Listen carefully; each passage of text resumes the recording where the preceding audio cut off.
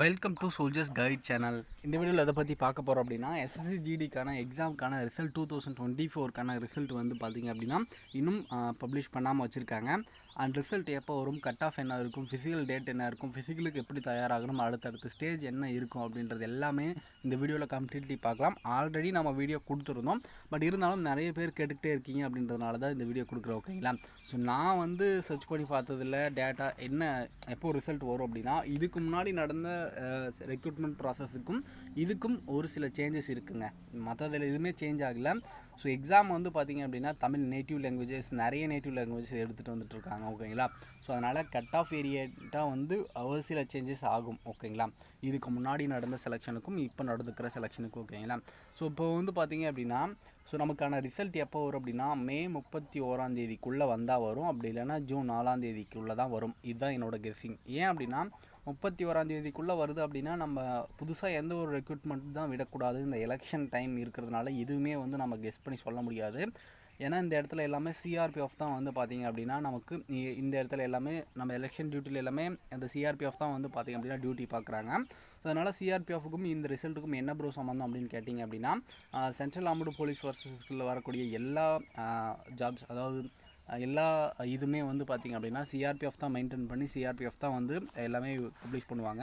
So அதனால் இந்த SSC GD கூட சிஆர்பிஎஃப் தான் வந்து மெடிக்கல் கண்டக்ட் பண்ணுறதுல இருக்கட்டும், அதுக்கப்புறம் ரிசல்ட் பப்ளிஷ் பண்ணுறது எல்லாமே வந்து சிஆர்பிஎஃப் தாங்க. ஓகேங்களா? நான் சொல்ல போனால் இதில் வந்து பார்த்திங்க அப்படின்னா சிஆர்பிஎஃபோட பங்கு அதிகமாக இருக்குது. அதனால் வந்து இதனால் கூட இருக்கலாம் இந்த ரிசல்ட் டிலே ஆகிறது. அப்படி இல்லைனா ஜூன் 4 ரிசல்ட் வந்து கண்டிப்பாக வந்துடும். ஏன்னா ஜூன் 4 ரிசல்ட் வந்து முடிஞ்சிருது. ஓகேங்களா?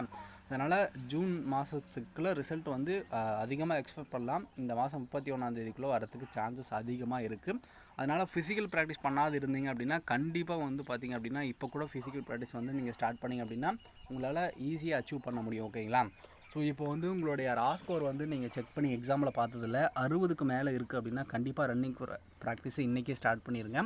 ஸோ அப்படி இல்லை அப்படின்னா ஒரு 60க்கு கீழே 50க்கு கீழே இருக்குது அப்படின்னா சும்மா லைட்டாக வந்து நீங்கள் ஒரு ஜாக் பண்ணிக்கோங்க. ஏன்னா எப்படி கட் ஆஃப் வைக்கிறாங்க அப்படின்றத யாருக்குமே தெரியாதுங்க. ஓகேங்களா? என்ன நார்மலைசேஷன் ஸ்கோர் வரும், என்ன கட் ஆஃப் வரும் அப்படின்றது. ஆனால் 60க்கு மேலே இருந்துச்சு அப்படின்னா கண்டிப்பாக உங்களுடைய நேம் வந்துடும். ஃபிசிக்கலுக்கு நீங்கள் ஷார்ட் லிஸ்ட் ஆயிடுவீங்க. ஒரு 70 கிட்ட இருக்குது அப்படின்னா உங்களுடைய ரா ஸ்கோர் எல்லாமே நார்மலைசேஷன் ஸ்கோர் எல்லாம் வந்து இருக்குது அப்படின்னா கண்டிப்பாக ஏதோ ஒரு போஸ்டிங் கிடைக்கும். நீங்கள் தைரியமாக வந்து ரன்னிங் ப்ராக்டிஸ் பண்ணுங்கள். 5 கிலோமீட்டர் வந்து 24 மினிட்ஸில் முடிக்கணும். அது ஒரு சாதாரண விஷயம் கிடையாது. அது ரொம்ப ஒரு பெரிய விஷயந்தான். நல்லா ப்ராக்டிஸ் பண்ணால் அதுவும் ஈஸியானது தான். ஓகேங்களா? ஸோ அதனால் வந்து பார்த்திங்க அப்படின்னா நீங்கள் ஃபிசிக்கல் ப்ராக்டிஸ் பண்ணுறது நல்லா தைரியமாக வந்து தெளிவாக பண்ணுங்கள். 24 நிமிஷத்தில் முடிக்கிறத நீங்கள் 21 நிமிஷத்தில் முடிக்கிறதுக்கு நீங்கள் வந்து ட்ரை பண்ணி எடுத்துகிட்டு வாங்க. டைமிங் குறைங்க. அண்ட் அதுக்கப்புறம் இப்போது வந்து ஆர்மிக்கு வந்து நீங்கள் எக்ஸாம் பாஸ் பண்ணியிருப்பீங்க. எக்ஸாம் ஒன்றும் ரிசல்ட் வரல, பட் அது எக்ஸாம் எழுதியிருப்பீங்க, ஃபிசிக்கல் ப்ராக்டிஸ் பண்ணிகிட்ருப்பீங்க.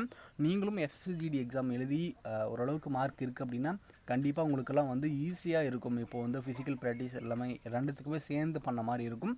அதனால் வந்து நீங்கள் ரன்னிங் ப்ராக்டிஸை மட்டும் விட்டுறாதீங்க. எந்த ஒரு காரணத்துலையும் நீங்கள் வந்து ரன்னிங் போகிறத மட்டும் விட்டுறாதீங்க. ஏன்னா இந்த அளவுக்கு நீங்கள் எக்ஸாமில் மார்க் எடுத்துகிட்டு நீங்கள் போய் ரன்னிங்கில் விட்டுருவீங்க. அந்த மாதிரி நிறைய பேர் இருக்காங்க. எக்ஸாமில் வந்து 80 மார்க் எடுத்து அங்கே போய் ஃபிசிக்கலில் விட்டு வரவங்க நிறைய பேர் இருக்காங்க. அதனால் 70, 60 இந்த மார்க் எடுத்தவங்க எல்லாமே தான் வேலைக்கு போகிறாங்க.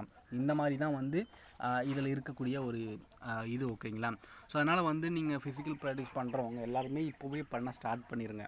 உங்களுக்கான ரிசல்ட் வந்து இந்த மாதம் 31 வந்தால் வரும். அப்படி இல்லைனா அடுத்த மாதம் ஜூன் 4 மேலே எதிர்பார்க்கலாம். ஓகேங்களா? ஸோ வேறு எதுவும் டவுட் இருந்தால் மறக்காமல் கமெண்ட் செக்ஷனில் கேளுங்க. அடுத்து உங்களுக்கான ஃபிசிக்கலுக்கான டேட் விடுவாங்க. அதில் வந்து பார்த்திங்க அப்படின்னா ஸோ ஒரு டேட்டில் ஒவ்வொரு டேட்லும் இருக்கும். அந்த டேட்டில் நம்ம அட்டன் பண்ணிட்டு வரலாம். ஃபிசிக்கல் முடிஞ்சதை வந்து மெடிக்கல் வரும். மெடிக்கலுக்கு தனியாக ஆல் டிக்கெட் வரும், தனியாக டேட் வரும். ஓகேங்களா? ஸோ அதுக்கப்புறம் ஃபைனல் ரிசல்ட். இது எல்லாமே 1 இயர் ப்ராசஸ்ஸுங்க. எதுவுமே 6 மந்த்தில் முடியாது. ஸோ நீங்கள் எக்ஸாமில் மார்க் கம்மியாக இருந்தாலும் பிரச்சனை கிடையாது. ஏன்னா அடுத்த எஸ்எஸ்சிஜிடி ஆகஸ்ட் 27 வந்து நோட்டிஃபிகேஷன். ஓகேங்களா? அஃபிஷியல் வெப்சைட்டில் கூட செக் பண்ணி பாருங்கள். ஆகஸ்ட் வந்து 27 வந்து நமக்கான நோட்டிஃபிகேஷன் வந்து கொடுத்துருக்காங்க. கண்டிப்பாக அந்த டேட்டில் அடுத்த எஸ்எஸ்சிஜிடிக்கான நோட்டிஃபிகேஷன் வரப்போகுது. அப்போது இப்போ இந்த வாட்டி நீங்கள் 50 மார்க் எடுத்திருந்தீங்க அப்படின்னா இன்னும் 50 மார்க் எதில் விட்டுருக்கோம் அப்படின்னு நினச்சி அந்த அடுத்த 50 மார்க்குக்கான தயாராகுங்க. கண்டிப்பாக இப்போவே நீங்கள் படிக்க ஸ்டார்ட் பண்ணுங்கள் அடுத்த எஸ்எஸ்சிஜிடிக்கு. ஓகேங்களா? ஸோ ஏன்னா இன்னும் இருக்குது, இன்னும் ஒரு 2 மாதம் இருக்குது. நோட்டிஃபிகேஷன் வந்ததுக்கப்புறம் படிச்சுக்கலாம் அப்படின்னு விட்டுறாதீங்க. ஏன்னா நோட்டிஃபிகேஷன் வந்ததுக்கப்புறம் படிக்கலாம் அப்படின்னு விட்டுட்டிங்க அப்படின்னா ஸோ அந்த இடத்துல நீங்கள் சிலபஸ் கவர் பண்ணுறதுக்கே 1 மந்த்துக்கு மேலே ஆயிரும். இப்போவே நீங்கள் கவர் பண்ணிட்டீங்க அப்படின்னா அப்போ உங்களுக்கு ஈஸியாக இருக்கும். நல்லா வந்து நீங்கள் இங்கேவே வந்து டெஸ்ட்டில் வந்து பார்த்திங்க அப்படின்னா ஒரு நல்ல மார்க் எடுத்தோடு அங்கே போனீங்க அப்படின்னா எக்ஸாமில் ஒரு நல்ல கான்ஃபிடென்ட்டோடு போனீங்க அப்படின்னா கண்டிப்பாக பாஸ் ஆக முடியும்.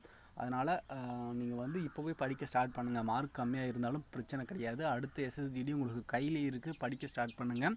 வேறு ஏதாவது டவுட் இருந்தால் மறக்காமல் கமெண்ட் செக்ஷனில் கேளுங்க. நம்மளோட டெலிகிராம் சேனலில் ஜாயின் பண்ணாதவங்க ஜாயின் பண்ணிக்கோங்க. லிங்க் டிஸ்கிரிப்ஷனில் இருக்குது. டிஸ்கிரிப்ஷனில் ஃபஸ்ட் லிங்க் வந்து ஆர்மி பை ஸ்டடி மெட்டீரியல்னு ஒரு லிங்க் இருக்கும், ஓகேங்களா. அது வந்து அடுத்த வருஷம் ஆர்மிக்காக படிக்கிறீங்க அப்படின்னா அந்த மெட்டீரியல் வாங்கி யூஸ் பண்ணி படிச்சுக்கோங்க. ஆனால் அடுத்து வந்து உங்களுக்கு வேறு ஏதாவது வேணும் அப்படின்னா மறக்காமல் கமெண்ட் செக்ஷனில் கேளுங்க. டெலகிராம் சேனல்லையும் கேளுங்க. முடிஞ்சால் என்னளவுக்கு ஏதாவது ஃப்ரீ பிடிஎஃப் இருந்தால் நான் கொடுக்குறேன், ஓகேங்களா. அண்டு தொடர்ந்து டிஃபென்ஸ் சம்மந்தப்பட்ட ஜாப்ஸ் அண்ட் நோட்டிஃபிகேஷன் தெரிஞ்சுக்க நம்மளோட சேனலை மறக்காமல் ஃபாலோ பண்ணுங்கள். தேங்க்ஸ் ஃபார் வாட்சிங் ஃப்ரெண்ட்ஸ்.